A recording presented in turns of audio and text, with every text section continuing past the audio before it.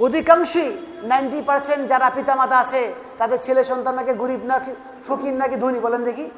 সবাই শিক্ষিত, সবাই আমেরিকা লন্ডনে বসবাস করে।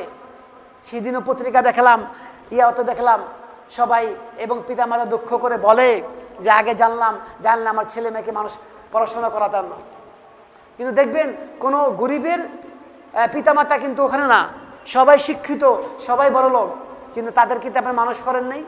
যে পিতামাতাকে যে সেবা করতে হবে, যে কোরআনের যে আয়াত সূরা বানী ইসরাঈলের যে ওয়াকাদা রাব্বুকা আল্লা তা'বুদু ইল্লা ইয়্যাহু বিল ইহসানা ইম্মা ইয়াবলুগান্না ইনদাকাল কিবরা আহাদুহুমা আও কিলাহুমা ফালা তাকুল লাহুমা উফফি ওয়া লা তানহারহুমা ওয়া কুল লাহুমা কাওলান কারীমা। যে আল্লাহ রাব্বুল আলামিন যে বলছেন তোমরা আমার ইবাদত করার পর পিতামাতার সাথে সদ্ব্যবহার করো, বিশেষভাবে পিতামাতা যেন বৃদ্ধ হয়ে যায়। ইম্মা ইয়াবলুগান্না ইনদাকাল কিবরা আহাদুহুমা আও কিলা, অথবা একজন দুইজন, ফালা তাকুল লাহু উফ, তাদের সাথে কিন্তু খারাপ ভাবে, এমনকি উফ, অনেক সময় দেখেন আপনাকে আদেশ করে যাবো, এই উফ শব্দ ব্যবহার করে না। ওয়াকুল লাহুমা কাওলান কারীমা, তাদের সাথে নরমভাবে কথা বলো। আপনাকে শিক্ষা দিয়েছেন? শিক্ষা দিয়েছেন, দেননি তো?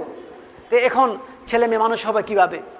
তাই জন্য আমি মনে করছি এখন আপনারা ভুল করেছেন, এই ভুলের উপরে কি আপনাকে কায়েম থাকতে হবে না আমাদেরকে ব্যাক করতে হবে? কি বলেন? আমাদেরকে ব্যাক করে আসতে হবে, সংশোধন করতে হবে। তা আমরা যেটা বলছিলাম যে এখন যদি যখন আপনি শিক্ষা ব্যবস্থা করবেন, শিক্ষা ব্যবস্থা কিন্তু সবচেয়ে বড় জিনিস।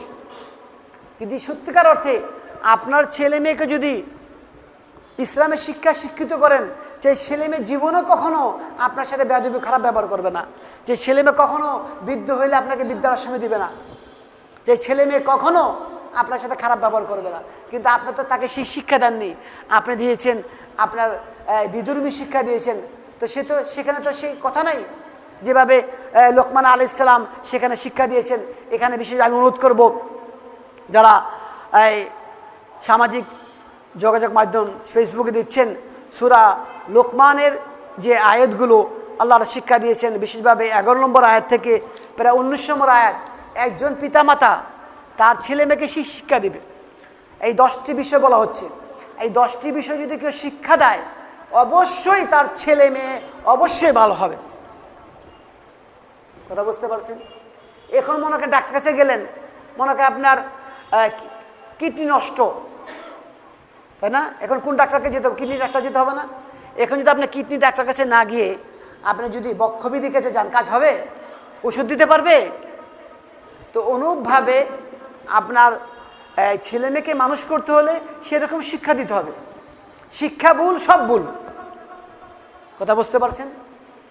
আগে আমরা নিজেও দেখেছি, ছোটোকালে দেখেছি।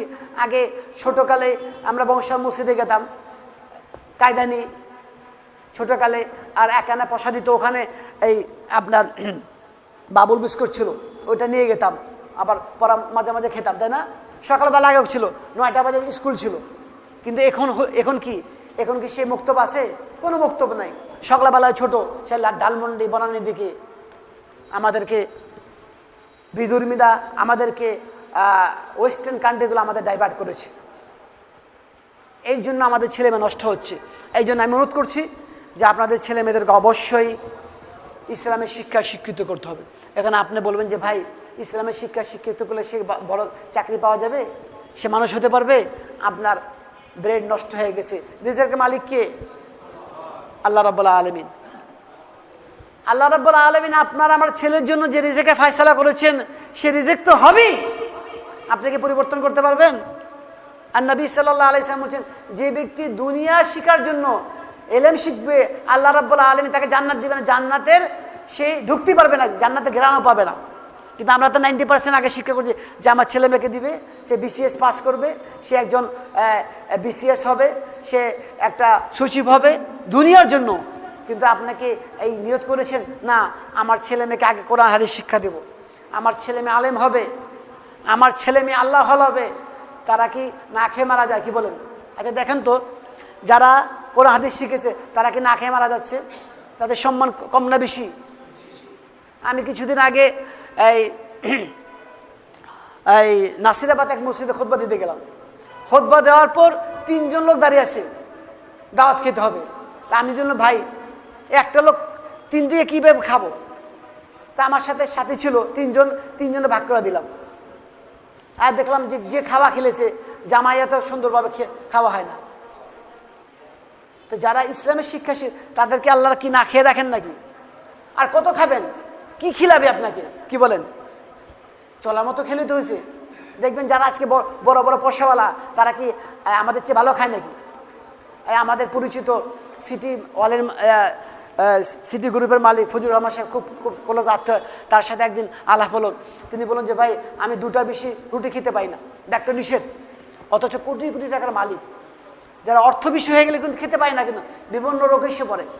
তো যে কথা বলছিলাম যে আপনার ছেলে মেয়েকে যদি সত্যি মানুষ করতে হয়, আপনাকে অ্যাটেম্প করতে হবে যে আপনার ছেলে মেয়েকে ইসলামের শিক্ষা হ্যাঁ, আপনার ছেলে মেয়ে যদি কোরআন পড়ে, হাদিস, তার প্রতি শিক্ষা দেন না, অসুবিধা কী? এবং যে শিক্ষায় এবং যে শিক্ষা প্রতিষ্ঠানে তারা সত্যিকার অর্থে আপনার ছেলে মেয়েকে তাওহীদ শিখাবে, তার আকীদা সুন্দর করাবে, সেখানে দিতে হবে। এখন যদি আপনি সেটা ভুল করেন তা হবে না। এই জন্য নবী সাল্লাল্লাহু আলাইহি সাল্লাম বলছেন, খায়রুকুম মান তাআল্লামাল কুরআন ওয়া আল্লামাহু, তোমাদের মধ্যে সর্বশ্রেষ্ঠ সেই ব্যক্তি যে ব্যক্তি কোরআন শিখে এবং শিখায়। আজকে 90% লোকই আমরা কোরআন শরীফ পড়তে পারি না, তাই না? কি বলেন? আবার পড়লেও সুন্দর করে পড়তে পারতে না, আর পড়তে পারলেও আমরা অর্থ জানি না। আচ্ছা, আমাদের মুসলমান হিসাবে কোরআনকে শুদ্ধ করে পড়া আমাদের জন্য ফরজ ছিল না? কি বলেন? এটা প্রতিটি মুসলমানদের জন্য ফরজ এবং আল্লাহর নিয়ামত। কারণ কোরআন আপনার জন্য শাফাত করবে, সেদিন ছেলে মেয়ে শাফাত করবে না যে ছেলে মেয়ের জন্য আজকে আমরা সন্ত্রাসী করছি, দুর্নীতি করছি, ছেলে মেয়ে আপনার বিরুদ্ধে নালিশ করবে। কিন্তু কোরআন, নবী সাল্লাল্লাহু আলাইহি ওয়াসাল্লাম, আল কোরআন হুজ্জাতুন লাক, তোমার পক্ষে তো বিপক্ষে সাক্ষী দিবে। তো যে কথা বলছিলাম যে আপনার আমার ছেলে মেয়েদেরকে অবশ্যই সুশিক্ষা দিতে হবে। প্রথমত আপনাকে কোরআন হাদিস শিখাতে হবে। আপনার ছেলে মেয়েকে ইংরেজি শিখাবেন, ওয়েলকাম। কারণ ইসলাম এত ব্যাপক, ইসলাম নিষেধ করছে না, কিন্তু ইসলাম বলছে যে অবশ্যই যে শিক্ষা আপনার ছেলে মেয়েকে মানুষ করাবেন। এই জন্য আমি দেখেছি বিশেষভাবে ওয়েস্ট আমাদের যেগুলো মিডল ইস্ট যেগুলো আপনার দেশ রয়েছে, সৌদি আরব সহ, তাদের শিক্ষা এত সুন্দর। যদি একটা লোক ডাক্তার হয়, সে কোরআন হাদিস শিখবে। একটা লোক যে ইঞ্জিনিয়ার হয়, সে কোরআন হাদিস শিখছে। আর যে আলেম হয়, সে শিখবেই। তা আমাদের শিক্ষা এত হজবল অবস্থায় যে ভার্সিটি পড়াশোনা করবে, সে কোরআন কিছু জানবে না। মানে আমাদের শিক্ষা ব্যবস্থা এমন হয়ে গেছে। আবার যে আলেম হবে, সে জেনারেল শিক্ষা থেকে অনেক দূরে সরে যাবে। কিন্তু আমাদের শিক্ষা ব্যবস্থাতে কারিক্রম সাজাতে হবে। কিন্তু দুঃখের বিষয়, কারা সাজাবে? যারা উপরে লেভেলের তারা তো নাস্তিক। যারা উপরে শিক্ষা ব্যবস্থায় সাজাবে তারা সবগুলো হচ্ছে ওয়েস্টার্ন কান্ট্রি। তারা এমন ব্যবস্থা করেছেন, বিশেষভাবে আপনার ঢাকা ভার্সিটিতে কোনো ছেলে যারা আপনার মাদ্রাসা পড়াশোনা যাবে, অনেক আপনার বিভাগ আছে, সেখানে তাদের ভর্তি নিষিদ্ধ, যাতে করে তারা যারা আলেম বা যারা ইসলামিক স্কলার তারা যেন এই প্রতিষ্ঠানে না যেতে পারে। আমাদের এই অবস্থা, তারপরেও আমাকে শিক্ষা দিতে হবে।